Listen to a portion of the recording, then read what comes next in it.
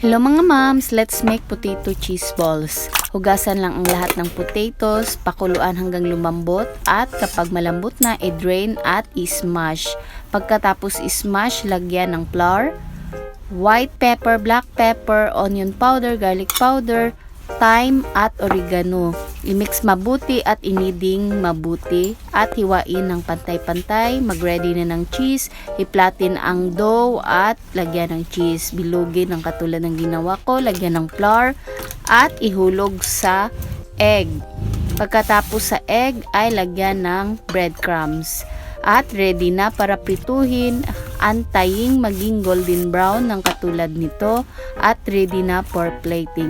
Mag-ready na rin ng dipping sauce na mayo at ketchup, i-mix mabuti at ready na ang ating potato cheese balls. Tara, tikman na natin!